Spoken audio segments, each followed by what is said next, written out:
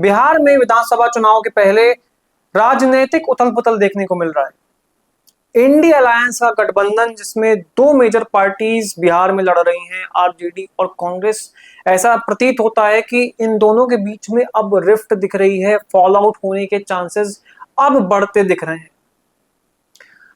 अगर हम सीक्वेंस से बात करें तो आपको याद होगा राहुल गांधी तेजस्वी यादव के साथ पिछले पिछले कुछ समय में लगातार रैलीज करते आए हुए थे। तो वोटर अधिकार यात्रा निकाली और पूरे बिहार में राहुल गांधी तेजस्वी यादव के साथ हाथ से हाथ मिलाकर चले और अलग अलग जगह पर रैलीज हुई और प्रचार प्रसार हुआ वोटर्स को लेकर। उनकी रैलीज हुई और काफी कुछ दिखा कि गर्मजोशी है दोनों ही दलों के बीच में। तेजस्वी यादव ने तो राहुल गांधी को पीएम कैंडिडेट का भी उम्मीदवार घोषित कर दिया था कि वो राहुल गांधी पीएम बनने योग्य हैं। पर पूरी रैली हो गई, पूरी रैली निकल गई, सारी उनकी रैलीज जो थी राहुल जी की बिहार में वो सारी खत्म हो गई। पर राहुल जी ने तेजस्वी यादव को बिहार का सीएम कैंडिडेट घोषित नहीं किया। सीएम फेस तेजस्वी यादव को बिहार का राहुल जी ने उन्हें इस तरीके से प्रेजेंट नहीं किया बिहार की जनता के सामने। और इससे कहीं ना कहीं मतभेद भी बढ़े हैं। आपको मैं बता दूं, बिहार में जब मोदी जी की स्वर्गीय माता जी के लिए जब अपशब्दों का उपयोग हुआ था आरजेडी कांग्रेस के मंच से, कहीं ना कहीं आप, मैं इसको एक मिनट की साइड में रखता हूं, आपको ये समझना होगा कि एक लगातार टसल चल रहा है, एक परपेचुअल टसल चल रहा है कांग्रेस और आरजेडी के बीच में सीट्स को लेकर। ऑब्वियसली आरजेडी वहां की बड़ी पार्टी है और कांग्रेस छोटी पार्टी है, तो आरजेडी ज्यादा सीट्स पर लड़ेगी ताकि विनिंग जो परसेंटेज है वो ज्यादा रहे और चांसेस जीतने के, वहां पर सरकार बनाने के ज्यादा हो। सिंपल सी बात है, बड़ी पार्टी है तो ज्यादा सीट्स लेगी और उसका सीएम भी होना चाहिए। कांग्रेस छोटी पार्टी है, कांग्रेस ने लोकसभा में 2-3 सीट जीती थी 2024 के, बट कांग्रेस वहां पर छोटी पार्टी है और कांग्रेस यहां पर लगातार खींचातानी में लगी हुई है कि उन्हें ज्यादा सीट्स चाहिए और वो लगातार ज्यादा सीट्स मांग रहे हैं लालू जी से और आरजेडी से। और आरजेडी कहीं ना कहीं हिचकिचा रही है क्योंकि कांग्रेस की कोई पकड़ नहीं है बिहार में, कांग्रेस का कोई फुटप्रिंट नहीं है, कोई फुटहोल्ड नहीं है। तो लगातार यहां पे खींचातानी चल रही है सीट्स को लेकर। अब सीट्स तो दे नहीं रही आरजेडी, तो लगातार इस खींचातानी की वजह से कहीं ना कहीं जो आपको देखा था वो जो गालियों का इंसिडेंट जो आरजेडी और कांग्रेस के मंच से प्रधानमंत्री श्री नरेंद्र मोदी जी की माता जी को गाली दी गई थी, तो कहीं ना कहीं वो एक कांग्रेस का ही ऑर्केस्ट्रेटेड एक्ट था। इससे क्या इम्प्लीकेशंस हुए आप ये समझिए। सबसे ज्यादा नुकसान इसमें किसका होगा आप ये समझिए। सबसे ज्यादा नुकसान होगा किसका? आरजेडी का। ऑब्वियसली कांग्रेस को भी गालियां पड़ेंगी, आरजेडी को भी गालियां पड़ेंगी, बट पब्लिक सेंटिमेंट किसके अगेंस्ट जाएगा और सबसे ज्यादा नुकसान किसको होगा? आरजेडी की पकड़ सिर्फ बिहार में है और आरजेडी को ही सबसे ज्यादा बैकलैश फेस करना पड़ेगा क्योंकि आरजेडी के मंच से ही कांग्रेस के गठबंधन के साथ ही वहां पर ये एक्ट, ये मिस्टीवियस एडवेंचर करने की कोशिश की गई थी। तो सबसे ज्यादा बैकलैश आरजेडी को फेस करना है, सबसे ज्यादा जो भुगतेगा वो आरजेडी होगी, तेजस्वी यादव होंगे और सबसे ज्यादा खोने के लिए भी आरजेडी के पास ही है उस एक्ट के बाद। इसलिए ये कांग्रेस का एक स्टेप, एक ये ऑर्केस्ट्रेटेड एक्ट था, सोची समझी साजिश थी आरजेडी के अगेंस्ट कि भैया आप अगर हमें सीट नहीं दोगे जितनी हम मांग रहे हैं तो हम इस तरीके के काम करते रहेंगे। अब इसको आप फास्ट फॉरवर्ड करिए, तेजस्वी यादव बोल चुके हैं कि अगर मुझे 243 सीटों से लड़ना पड़ा तो मैं लड़ूंगा। और अब आप देख रहे हैं कि कांग्रेस और आरजेडी की रैलीज भी साथ नहीं हो रही है। साथ ही आप देखिए, जिस एसआईआर का इतने समय से विरोध कर रहे थे राहुल गांधी, उसके ऊपर इन्होंने वोटर अधिकार यात्रा निकाली, उसके ऊपर इन्होंने संसद जाम करी, 2-3 दिन तक तो सेशंस ही नहीं होने दिए। बिहार एसआईआर को रुकवाने के लिए इन्होंने एड़ी चोटी का जोर लगा दिया, वोट चोरी कैंपेन सब कुछ करके देख लिया। अब उसी एसआईआर में इन्होंने रिवीजन के बाद 89 लाख वोटर्स को वोटर लिस्ट से डिलीट करने की मांग की है और एप्लीकेशंस डाली हैं। 89 लाख वोटर्स, 89 लाख, यानी कि जो बिहार का मोटा मोटा 10% जनसंख्या को ये निकाल के बाहर फेंकना चाहते हैं। एसआईआर क्यों किया गया था? क्योंकि एसआईआर में जितने भी वोटर लिस्ट में वोटर्स हैं जो कि डिसीज्ड वोटर्स हैं, जो जो जिनके प्राण नहीं है, जो इस दुनिया से जा चुके हैं, जो दोहरी कॉन्स्टिट्यूएंसीज में इनरोल्ड हैं, जो दूसरी या फिर जो दूसरी कॉन्स्टिट्यूएंसीज में जा चुके हैं, इस कॉन्स्टिट्यूएंसी में नहीं है, उन सबका नाम हटाने के लिए। तो इसलिए एसआईआर इन्होंने ईसीआई ने कराया था बिहार में।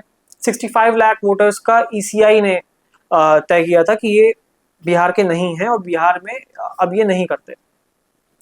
कांग्रेस ने 89 लाख का फिगर दिया है और 89 लाख एप्लीकेशंस डाली हैं उनके बीएलएस में।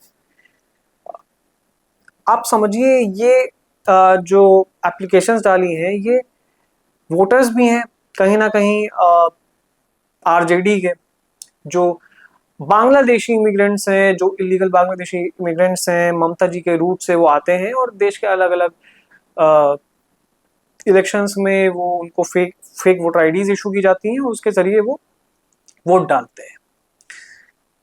अब आरजेडी का जो वोटर बेस है उसको ये कंप्लीटली एप्लीकेशंस डालकर उसको ये हटाना चाहते हैं, उस वोटर बेस को ही हटाना चाहते हैं ताकि आरजेडी को इससे सबसे बड़ा घाटा हो, क्योंकि आरजेडी अभी भी सीट्स नहीं दे रही है कांग्रेस को जितनी वो मांग रहे हैं।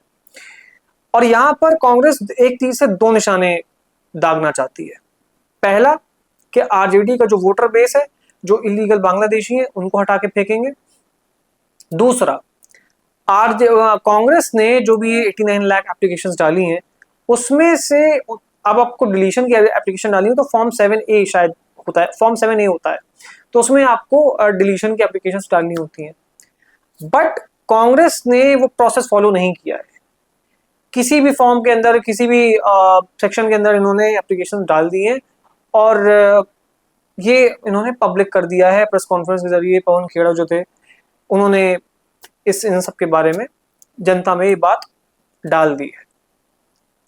अब अगर ये 89 लाख एप्लीकेशंस रिजेक्ट की जाती हैं, सारी नहीं, जितनी भी रिजेक्ट की जाती हैं, तो ये जब इलेक्शंस हारेंगे या फिर जीतेंगे या हारेंगे जो भी होता है, इलेक्शंस के बाद ये बोलेंगे कि ईसीआई बिकी हुई है, ईसीआई को रूलिंग पार्टी ने खरीद लिया क्योंकि इन्होंने एप्लीकेशंस हमारी एक्सेप्ट नहीं की। भाई जब आपने जो 7A एप्लीकेशन फॉर्म है उसके अंडर आपने जब एप्लीकेशन डाली नहीं है तो एक्सेप्ट कैसे होंगी? एक फॉर्मेलिटी है, एक लीगल प्रोसीजर है, उस प्रोसेस को फॉलो करने के बाद ही आपकी एप्लीकेशन एक्सेप्ट होंगी। पर अगेन विक्टिम कार्ड खेलना है और साथ ही जो एक लोकतांत्रिक प्रोसेस है उसमें कहीं ना कहीं रोड़ा अटकाना और फिर उसके बाद दोष देना है सामने वाले को, ईसीआई को। उल्टा चोर कोतवाल को डांटे। खुद में कमी है पर उसको नहीं देखना, सामने वाले के ऊपर दोषारोपण करना है। तो कांग्रेस ऐसे ही करती हुई आई है और जो राहुल के दीवाने हैं वो भी इस तरीके से करते रहते हैं समय समय पर। अब ये तो आपने देख लिया कि किस तरीके से ये लगातार दो अलग अलग दिशाओं में इनकी गाड़ी जाती हुई दिख रही है, आरजेडी और कांग्रेस की। यहां पर तेजस्वी यादव भी अभी पूरी तरह से रैलीज में उतरे हुए हैं, कहीं नचनियों को बुला रहे हैं रैलीज में एंटरटेनमेंट के लिए, कहीं पेनों का वितरण कर रहे हैं, जो कलम होती है उसका ऐसे फेंक फेंक कर जनता में वितरण कर रहे हैं पेन्स का। हमारे यहाँ विद्या का बड़ा सम्मान होता है। जब भी पेन गिरता है, पेंसिल गिरती है, किताब गिरती है तो हम उसको माथे पर लगाते हैं क्योंकि हम उसका सम्मान करते हैं। हम सरस्वती माँ का उसे आशीर्वाद मानते हैं तो हम उसका बड़ा सम्मान करते हैं। पर क्या है कि तेजस्वी यादव के लिए जो इस तरीके से ये अपमान कर रहे थे उस कलम का, वो उसकी शक्ति नहीं समझते। समझेंगे क्यों? 9वीं फेल जो है, सॉरी 9वीं पास।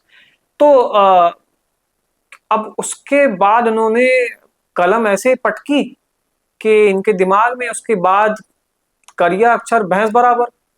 तो इनके लिए जो पेन है, जो स्याही है, जो कलम है, उसकी इतनी ही वैल्यू है कि वो एक प्लास्टिक ऑब्जेक्ट है, दैट्स इट। उनके लिए वो कोई विद्या या फिर जो भी हम सेंटिमेंट रखते हैं, विद्या, नॉलेज और वो जो डिविनिटी है, उसके लिए ऐसा कुछ भी नहीं है तेजस्वी यादव के लिए, क्योंकि अगेन अनइलिटरेट इंडिविजुअल। तो अभी फिलहाल ये चल रहा है बिहार के इलेक्शंस में, बिहार की राजनीति में, और यहाँ पर बहुत ही स्पष्ट संकेत है कि कांग्रेस और आरजेडी के बीच में बहुत ज्यादा घमासान चल रहा है इस वक्त सीट्स को लेकर, सीट एलोकेशन को लेकर।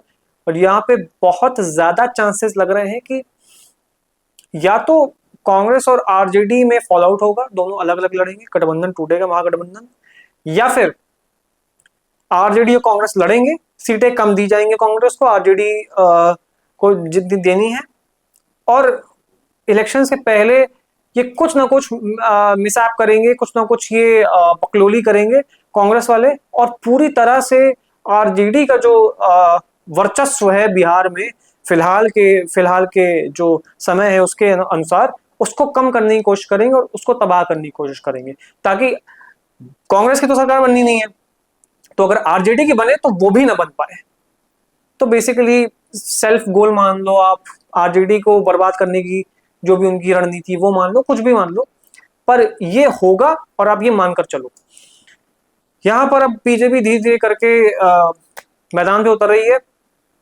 अभी मोदी जी ने रैली की है, उन्होंने, अमित शाह जी ने रैली की है, तो अब धीरे धीरे बीजेपी अपना इंजन शुरू कर रही है। तो अब यहां से लेकर जब तक चुनाव खत्म नहीं होते, लगातार ये रैली होंगी, और अब बीजेपी फुल फॉर्म में रैली करेगी और पूरी तरह से हर एक क्षेत्र में जाकर अपना प्रचार करेगी, along with Nitish Kumar, JDU.